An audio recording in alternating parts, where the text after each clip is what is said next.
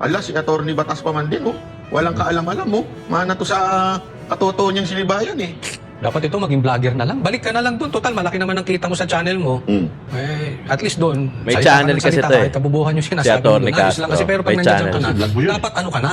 Nang sa ganon, tayo naman yung makatikim ng asenso. Tayo naman yung makatikim ng ginhawa. Tayong mga Pilipino. Hindi lang sila. Di ba? Eh, panayang yaman nila eh. Panayang kurakot nila, dali nila sa kapkayan ng bulsa, magugulat ka lang, may property rito, may property sa Bulacan, may... Huwag ka nang magsalita o magbigay ng opinion mo. Dahil yung opinion mo, lagpak. Yung opinion mo, kabobohan. Kaya dapat huwag ka nang magbigay ng opinion mo. Mainit pa din ang mga issue at mainit pa rin ang patot tsadahan ng PCO.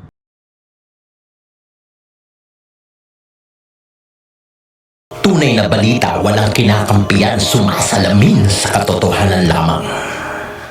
What's up mga kayon? Welcome back pa rin syempre dito lang sa Joe Malone TV para sa programa natin na Issue ng Bayan. Ating pag-usapan today is March 2, araw ng linggo. Ang bilis ng panahon, grabe, kahapon lang March 1 na eh, no? Ngayon March 2 na agad. Bukas yan, March 3 na yan, malabang ha. Unang-una, maraming salamat sa mga viewers natin abroad, pati rin dito sa lokal sa Pilipinas sa patuloy na pagtutok, pagkikinig at pagtambay dito sa programa natin na Issue ng Bayan. Of course, sa channel natin, Joe Malone TV. Isang double check naman dyan mga kayon. Kung di ka pa nakapag-subscribe, paki-double check kung nakasubscribe ka na at i-click mo na yung bell icon sa tabi ng subscribe icon. Tapos i-click mo yung bell, tapos i-click mo yung all. Nang sa ganon, lagi kang updated sa mga videos na ina-upload natin. Kasi may nagko-comment sa atin, may mga ilan nagko-comment na hindi raw tayo nag-upload. O iba naman sinasabi nila, nakapag-upload ka na rin sa wakas, Joe Malone TV. Araw-araw po tayo nag-upload. Paki-double check po kung nakasubscribe kayo at naka-click yung bell icon. Dahil pag nakasubscribe ka, hindi ka man-notify na may araw-araw akong upload. So, yun yung difference pagka click mo yung notification bell, ha? Paki-double check na lang mga kayon. Maraming salamat kung gagawin nyo. Isang attendance check muna tayo dyan mga kayon, ha?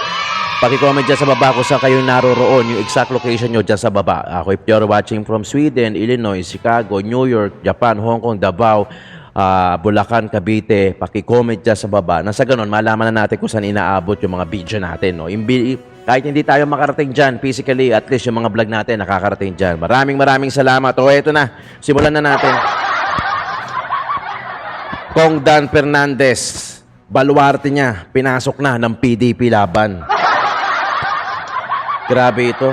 Talagang itong siyam na senatorial aspirant saka yung re-electionist na yan, syempre, dyan sa PDP laban. Iboto natin to, papasukin natin yung siyam na to. Bakit kamo? Syempre, pagka sa gera, pag pumunta yung kunyari, team Malasakit, yan, di ba? Team Malasakit, pasok na kayo sa gera. Dapat lahat yan, di ba? Sabay-sabay. Huwag naman yung isa lang, dalawa lang, o kaya tatlo lang yung mananalo. Papasukin na natin lahat.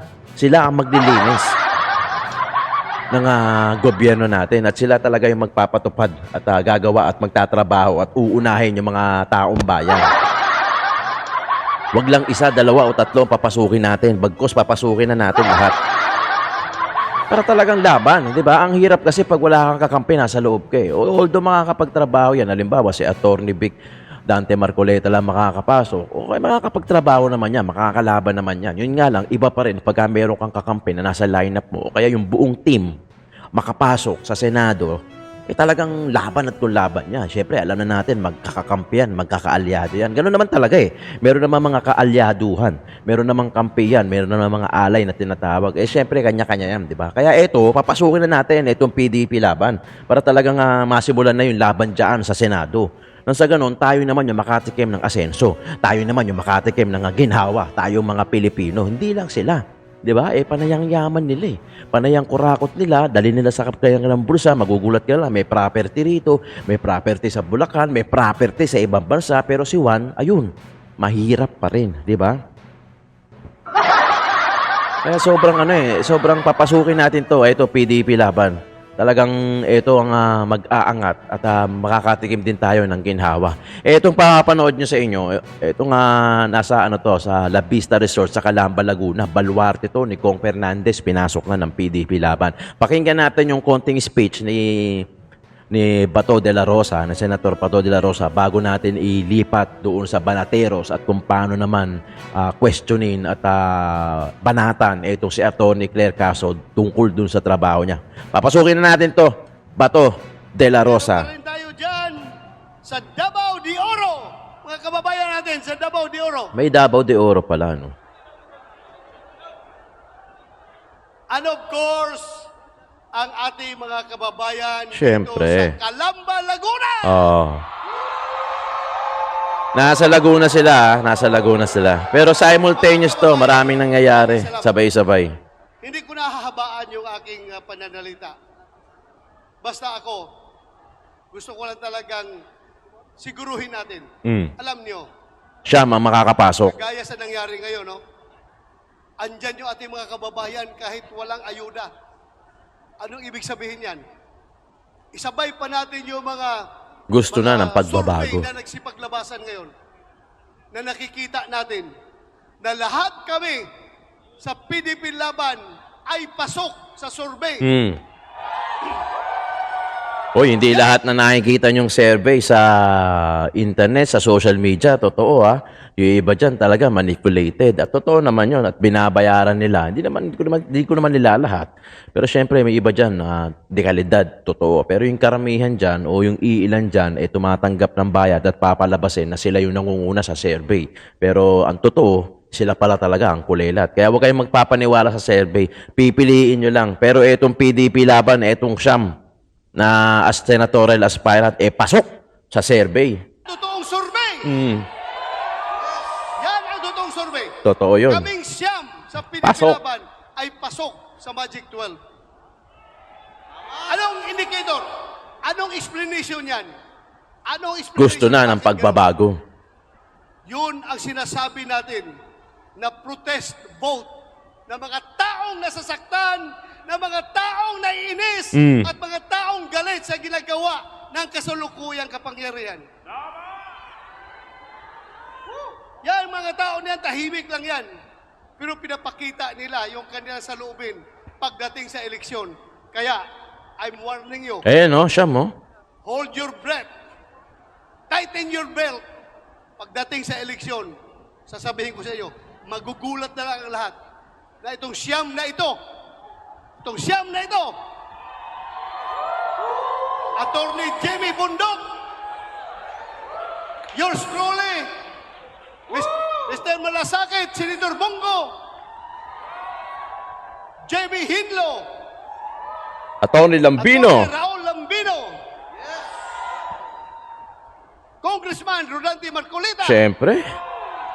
of course, ang ating pinakamamahal Pastor na si Apollo Pastor Kibuloy. Apollo Kibuloy. At si Atty. Vic Rodriguez. Panalo, sure ball yan, attorney. At Philip Ipi Salvador. Magulat na lang kayo pagdating sa eleksyon. Itong lahat na ito ay nakakalusot. Ako, I am not trying to be a prophet. I'm just trying to share with you yung aking nakikita habang ako yung umiikot sa buong Pilipinas. Nakikita ko talaga yung damdamin ng puso ng Pilipino na gusto nila talaga, sir, Pagbabago. straight PDP Laban kami. Pagbabago na ang kailangan natin dito sa Pilipinas. Pero yung iba tahimik. Hindi na talaga uubra yung Makita mga natin, sir, konting sa amendment. magiging Kailangan resulta buong ng halalan. pagbabago. Tingnan ninyo kung anong kalalabasan yan. Kaya, sana tayo, huwag tayong mawalan ng pag-asa. Fight pa rin tayo, kumbate pa rin tayo! Ano yung nangyayari ngayon, di ba? Everyday makita mo sa social media, meron papalabas ng binablog na nila yung paggagamit nila ng shabu. Oo. Panood nyo ba yun, mga kayon? Ginagawa ng live sa Facebook yung paggagamit ng shabu. Grabe yun. Ang masaklap nito, parang ito mga tao Normal na ito, lang.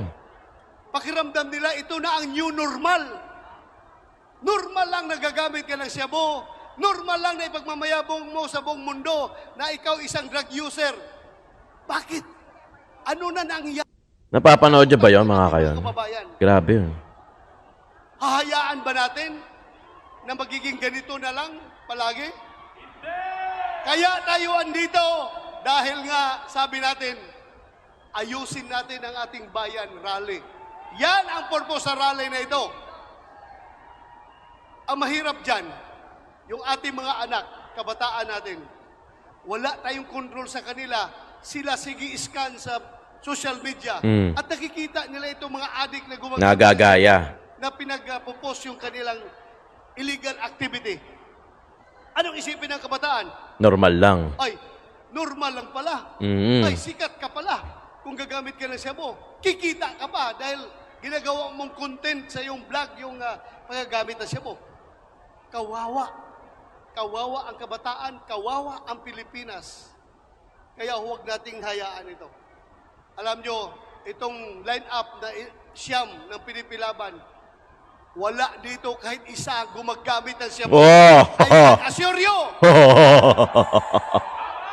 Ako'y magpapabitay kung mayroong isa dito na gumagamit ng shabu o kahit anong klaseng drugs. Ito mga tao na ito, malinis talaga. I can assure you. Kaya, tulungan natin ito sila dahil sila ay magiging team na tagapaglinis ng ating bayan. Tutulong sila sa ating kampanya laban sa illegal na droga. Pero siguro mahaba na aking sinasabi. PDP Marami pa laban. kung gusto isumbong sa inyo. Pero, sige na lang, next meeting natin, hahabaan natin ang aking pananalita. Kakanta na lang ako siguro.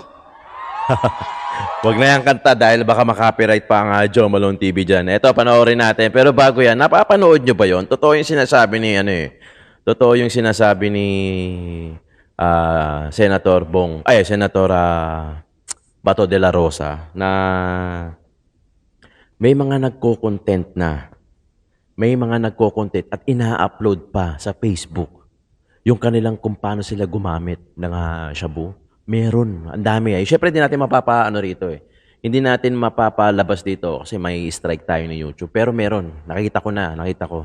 At may babae pa, may mga lalaki pa. Siyempre, ano sunod nun? Pagka malakas na amats nun. Di ba? Pag tinitripan yung babae, ganun na kanormal. Ganun na lumulusot sa social media. Yung mga ganun. Ang tagal eh. Siyempre, maano yun? Madetect yun, pero hindi ganun kabilis.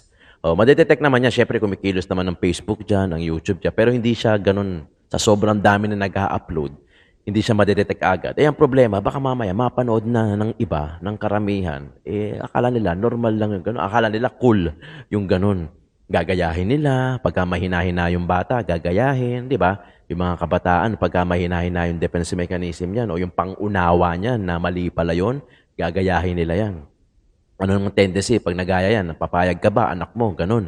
Di ba? Cool daw to kasi. Di ba? Sobrang lala na. Malala na yung mga gumagamit ng drugs. Bumalik na nga actually. Di ba? Bumalik na. After nung talagang... At lagi ko nga sinasabi to na yung mga nagdenegosyo ng drugs noon, yung may mga factory, may mga warehouse na mga drugs noon, nag-stop lang yun nung si Duterte. Nung nabuko na sila ni Duterte, Roa Duterte, yung mga pabrika nila, yung mga drugs nila, nagpahinga lang yun.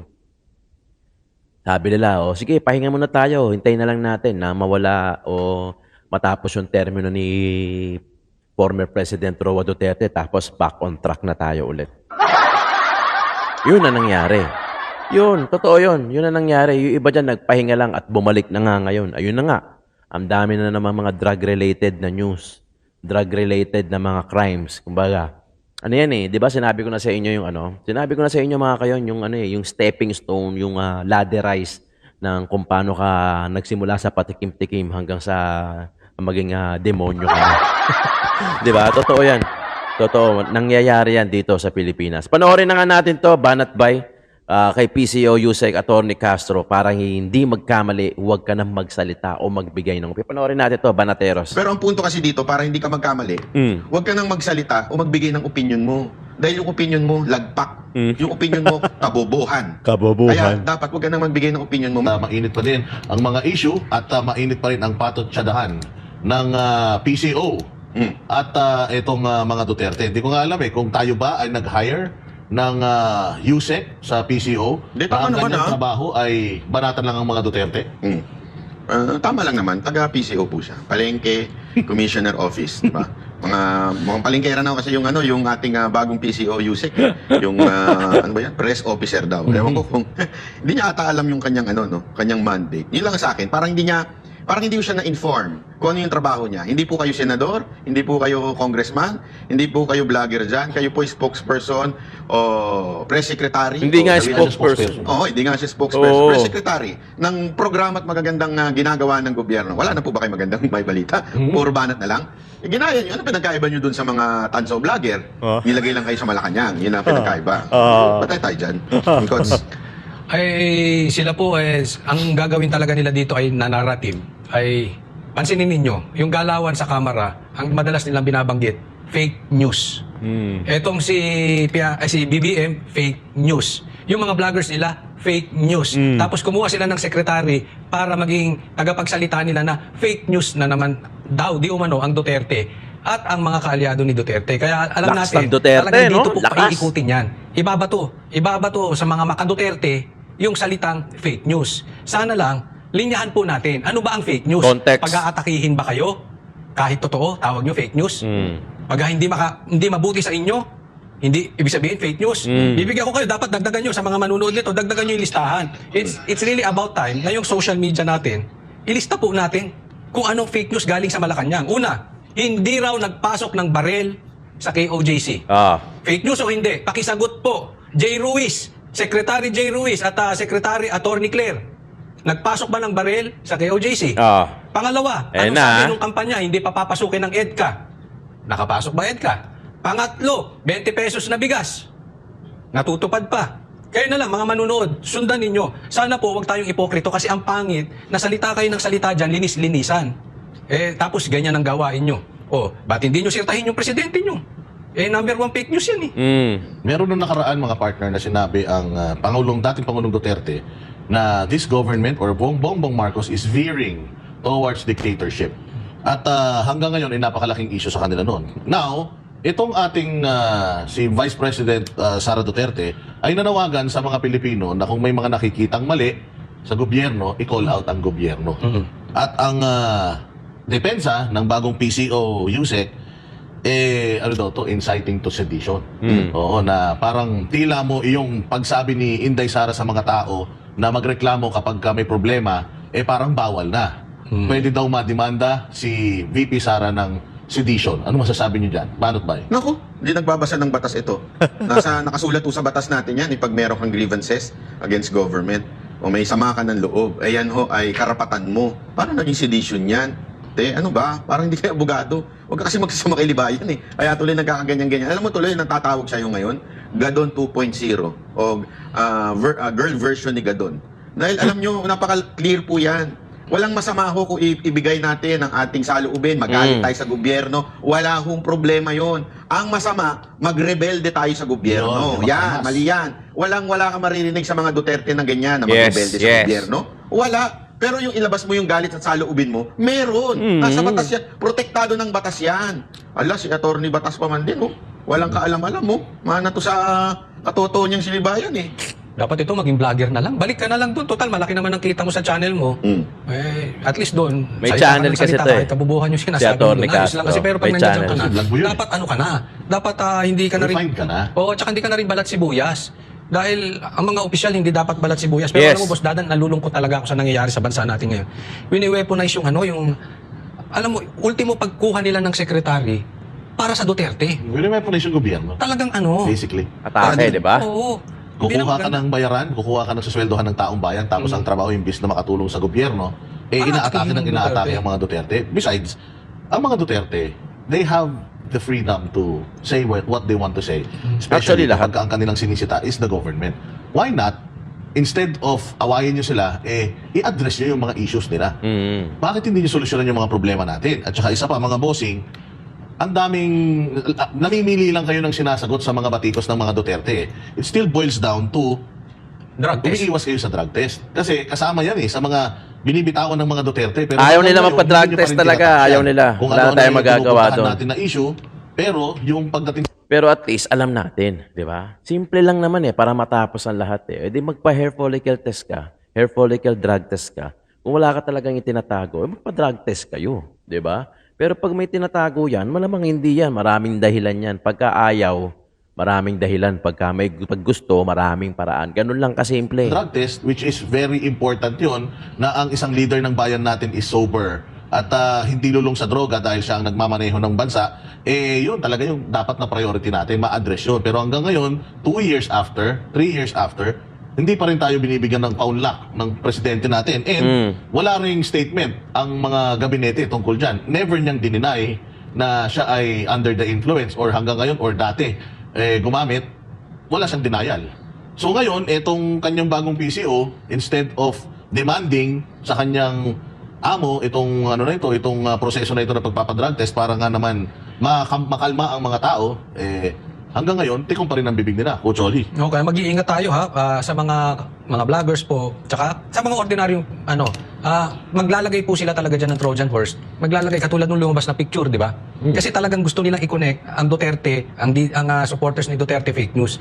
Maglalabas sila ng picture dyan ng video, tapos pag grinab nyo, shinare nyo, pero fake news, galing din naman sa kanila yun. Mag-iingat po tayo, ha? Tapos Pero karon. ang isang hindi fake news, Coach Oli, Afghan refugees. Ano na nangyari dyan? Nasaan na yan? Ang sabi ninyo, 1 buwan lang na nandito yan. Yan ba, naipadala nyo na sa Amerika? Kung hindi pa, dapat ina-update nyo ang taong bayan. Silang fake news. Di ba? Ano Pero pa? ito mahirit ko lang kasi yung sinasabi na magalit tayo sa gobyerno, may masama po ba dyan? Ako magtatanong sa inyo, hindi ka ba magagalit kung tinanggalan ng budget o subsidy PhilHealth. yung PhilHealth?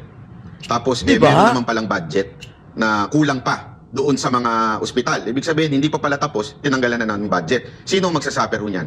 Yung mga mamamayan. Bakit? Siyempre, yung mga ospital, hindi na sila papayag. Natatanggap sila ng PhilHealth. Yes. Diba? Bakit? May utang pa sa kanila eh. Oo. May utang pa pala sa inyo. Bakit tinanggal nyo ang budget ng PhilHealth? Hindi ka ba magagalit doon?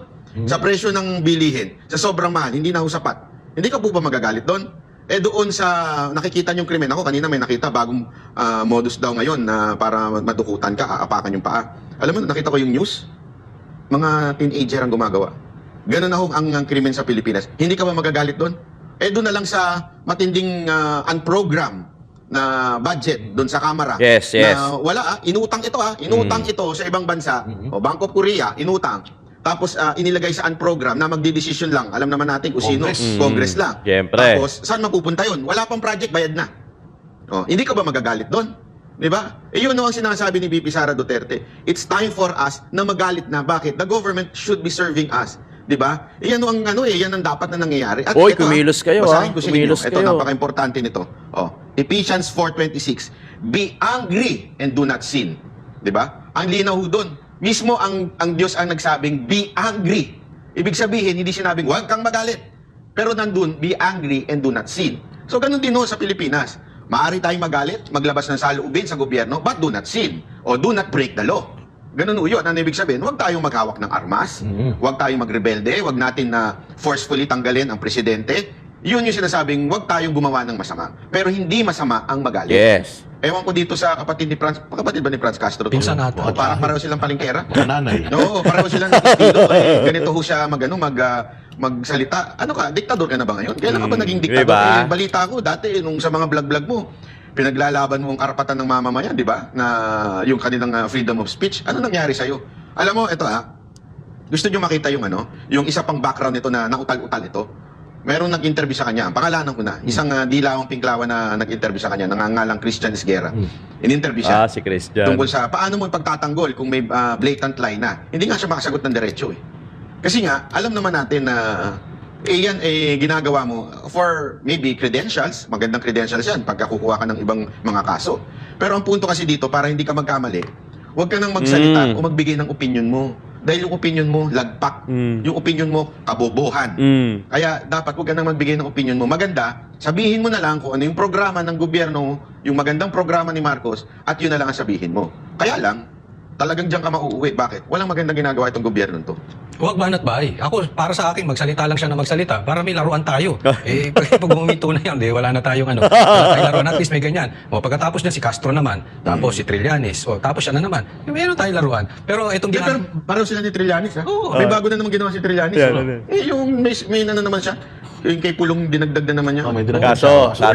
Kulang sa pansin eh. Kulang sa aruga. Tapos alam niyo ginagawa niya ngayon sa interview, ha? Sinisiraan niya ang Caloocan, yung mayor. Ang lupit, ano sinabi niya doon? Pinakamaraming crime daw, pinaka-poorest daw. I-google mo yun, hindi lumalabas ang Caloocan. Pag hinanap mo yun, hindi kalookan ng poorest, hindi rin kalookan ng pinakamaraming crime. Chismis. Oo, mahilig talaga siya. Pareho sila nito. Mahilig sa hearsay to. Oo, mahana talaga yung si Trillanes at saka ito, magkasundo siguro itong dalawang to. Parang chismis vlogger. Oo. Chismis Pero vlog. ako, itong pagka-hire kay Claire, ito po ay, sa tingin ko ito ay continuation noong pagpapatawag ng mga vloggers sa kamera. Yes. Hindi sila naging successful dyan eh. Sa katunayan, sila pa ang pinagpapaliwanag ngayon ng korte. Supreme Court, So yes. hindi nila madikit yung fake news. So kailangan nilang diinan eh. Nakikita nyo na, no? Nakikita nyo na, no? Diyan nila dadalhin. Yung narrative, diyan. Kaya hinari ito ngayon. Continuity. Kita mo bukang bibig. Meron ba siyang sinasabing magandang plataforma ng gobyerno? Oo. Wala. Puro siya Duterte. Kung titingnan mo ito, parang nahuhumaling kay PRRD. Wala na Bagong siyang dilima naisip. nga eh. Ha? Bagong dilima na walang ibang bukang bibig. At Kundi saka Duterte. hinihiro pa ito ngayon. Hindi, pero ang dahilan Hinihiro naman pa daw. ito ng mga Ang dahilan naman daw, tinatanong siya. Pero ito nga kasi yun, Banat Bay. Merong tinanong sa kanya na tinanong din siya nung nagtanong na is this the position of Malacanang? Ang sabi niya, no, I'm speaking as a lawyer. Anak ng tinapay. Hindi ka naman hinire diyan eh. Hindi ka naman hinire diyan bilang Parang lawyer. Mali ka dyan. magpaliwanag eh. Ano? Baka hinire siya. Para doon? Hindi, hinahir siya as vlogger. Hinire siya Yun na nga ang ano. para mambash, di ba? Yun Dual na ang position. maklap. Kasi hinire ka, supposedly, para Yun. makatulong sa Pilipinas. Pero kung hinire ka, at ito ang iyong main job description, bantayan ng mga statement ng mga Duterte at banatan ng mga Duterte dyan sa, sa iyong lamesa na yan. Ang babaw. Ang napakababaw. At saka, my God, taxpayers' money ang binabayad sa'yo, hindi ka mahiya sa sarili mo. Yes. Na yan lang ang ginagawa mo. Again, the problem is not the Dutertes. Ang problema ng bayang Pilipinas, una, komunismo, bumabalik na, krimen, bumabalik na. Yes. Pati yung mga pamimiki ng mga krimen. Para lang mapasama ang isang Ay, syudad, oo, bumabalik na. At kung ano-ano pa, kidnapping, andiyan na naman. Hindi ba? So, tuloy-tuloy, paulit-ulit lang yung problema natin. Kabobohan daw yung opinion ni Castro. Hindi, ito lang, reaction lang tayo. Totoo naman yung mga sinasabi ni Banat Bay, nila Coach Oli, na parang ang continuity ito noong to sa Tricom na yan. Dahil ang Banat, puro lagi sa Duterte vlogger, di ba?